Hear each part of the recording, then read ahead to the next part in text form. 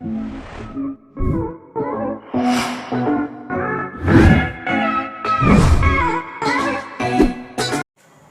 दोस्तों, स्वागत है आपका आपके अपने YouTube चैनल निधि क्लासेस पर। और दोस्तों, एक बार आज हम फिर डिस्कस करने जा रहे हैं आपके पाई चार्ट के एक टॉपिक पर, ठीक है। और आज फिर हम एक बहुत अच्छा सवाल लेके आए हैं, उसी पर डिस्कस करेंगे। RS अग्रवाल से ही आपके क्वेश्चंस हैं।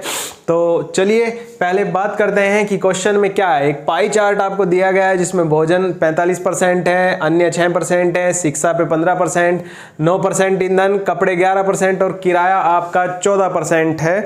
और इसमें जो है ये एक महीने की, किसी महीने की एक परिवार जो मद है उनका जो व्यय है उनके उस पर आधारित है। तो अब हम सबसे पहले डिस्कस करेंगे कि भैया ये कितना है। सबसे पहले इन सवाल को सोल्व करने के लिए हम इन सब को जोड़ लेते हैं। तो सबको जब जोड़ेंगे तो ये कितना बनता है, तो ये 100% बन रहा है भाई आपका। और मैंने कहा था कि आप 100% को 360 डिग्री मान सकते हैं। इस बात को मैं यहाँ पे आपके बोर्ड पर फिट कर दे रहा हूँ, यहाँ पे, ठीक है। अब हमारे पास डिस्कशन करने के लिए सवाल शुरू होंगे। आपका 10% बराबर 36 डिग्री के हो जाएगा, है ना। तो पहला सवाल है आपका, आपको आपके बोर्ड पर दिखाई दे रहा है। RS अग्रवाल उदाहरण नंबर 10 क्या है कि किराए पर किया गया खर्च ईंधन के खर्च का कितने प्रतिशत है। तो किराए पर किया गया खर्च यानी पहला आपको जो सवाल है वो किराया और ईंधन, है ना। तो ईंधन 9% है आपका और किराया कितना है भैया, 14% है। तो उसने कहा है किराए पर किया गया खर्च ईंधन के खर्च का, ठीक है। तो ईंधन के खर्च का कितने % है, तो जिसके खर्च का प्रतिशत पूछा जाता है उसे आप अपॉन में रख लेते हैं। तो देखो सबसे पहले हम इसे सॉल्व कर लेते हैं कि किराया जो है आपका ईंधन के खर्च का कितने प्रतिशत है। तो ईंधन के खर्च का X% है क्या, किराया। ये भी परसेंट है, ये भी परसेंट है, तो आप कैंसिल कर सकते हैं, कोई इतनी बड़ी बात नहीं है। तो 9 गुना X/100 बराबर 14। तो यानी X की जो वैल्यू होगी वो 1400, ये मल्टीप्लाई में चला जाएगा और ये 9 हो जाएगा। तो 9 से आपने इसे डिवाइड किया, आपका 9 एकम 9, ये आपका हो गया कितना, 50। तो 9 पंजे 45, फिर आपके 5, ठीक है, 9 पंजे 45। तो और इसके बाद फिर आपका तो 9 लगभग ये कितना बन गया, इतना।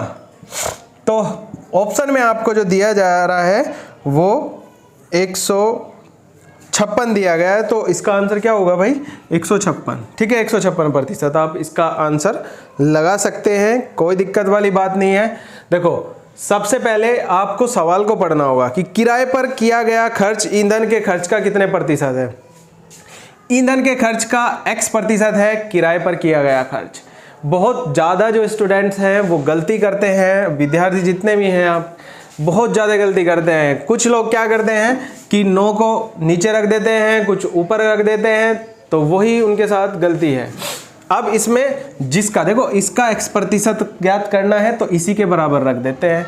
तो ये सवाल आपका जो है सॉल्व हो गया है, आपका क्वेश्चन पहला सवाल खत्म हो गया है, ठीक है। तो बहुत ही सिंपल आपको जो तरीका बताया गया है कि भाई 9% इतना है, तो हमने निकाल दिया है और 155.6 या 156 आपका आंसर होगा। तो आप इसको नोट करते रहें, साथ साथ नोट करेंगे, ठीक है ना। अब अगला सवाल आपको आपके बोर्ड पर दिखाई दे रहा होगा भाई।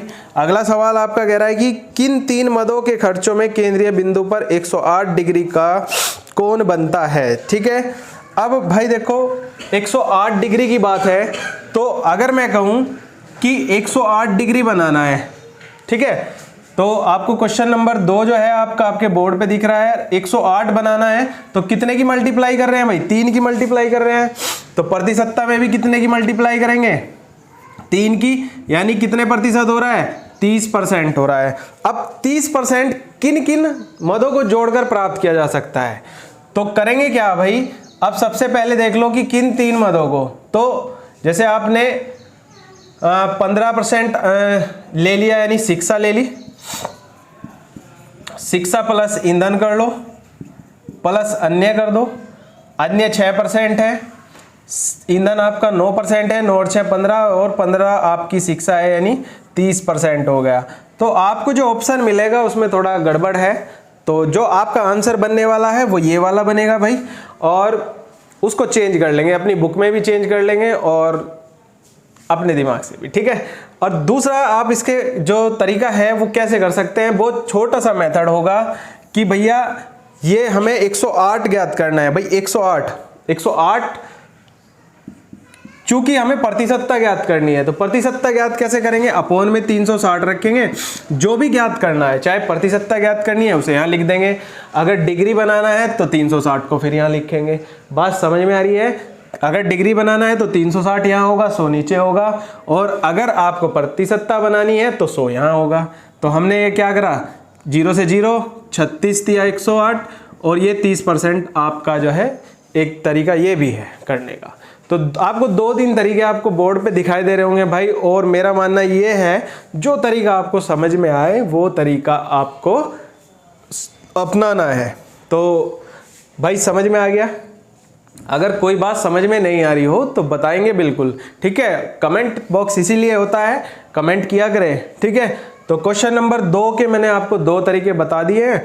अब बात करेंगे इससे अगले क्वेश्चन की, ठीक है। तो देखो अभी भी आप लोग जो हैं मेहनत तो कर ही रहे हैं, लेकिन भैया अब स्मार्ट रणनीति बना लें, क्योंकि अब आपके पास 18-19 दिन रह गए हैं, आपकी यूपीट्रिपलएससी पैट की परीक्षा आ चुकी है। तो स्मार्ट रणनीति के तहत पढ़ेंगे, और क्वेश्चन नंबर 3 जो है इसका आपको बोर्ड पर दिखाई दे रहा होगा। उसमें कहा गया यदि उस परिवार की कुल आय 25,000 है, कुल आय का मतलब है 100%, यानी 100 जो वैल्यू है वो कितनी है, 25,000 है भाई, है ना। और अब वो कह रहा है कि किराया और भोजन पर कुल मिलाकर, तो किराया कितना है 14%, भोजन कितना है 45%, किराया 14% और भोजन 45%, तो जोड़ के भाई कितने हो गए 9, यानी 59%। तो अगर 100 का मान इतना है तो 59 का मान कितना होगा, 2 0 से 2 0 खत्म होगी, और 25 0 0 25 निम्मा 225 आपका 22 बन गया, और 25 पंजे 125 और 22 147, यानी 14,750 आपका आंसर होगा भाई। एक तरीका ये भी है करने का, ठीक है। हमने 59% इसका निकाल दिया है, या फिर हम दूसरा तरीका भी कर सकते हैं। दूसरा तरीका 25,000 जो वैल्यू दी गई है उसका 59% आप ऐसे भी निकाल सकते हैं, कोई दिक्कत नहीं है, ठीक है। आएगा वहाँ से भी यही आंसर है और यहाँ से भी यही आएगा, दोनों बात एक ही है, और कोई अलग बात नहीं है कि भाई हम अलग कुछ सीख रहे हैं। और जो सीखते हैं मैं आपको लगातार 2-3 बातें यानी ट्रिक्स आपको बताता रहता हूँ। अब डिपेंड करेगा कि आपको क्या चीज़ समझ में आ रही है और क्या नहीं आ रही है ना।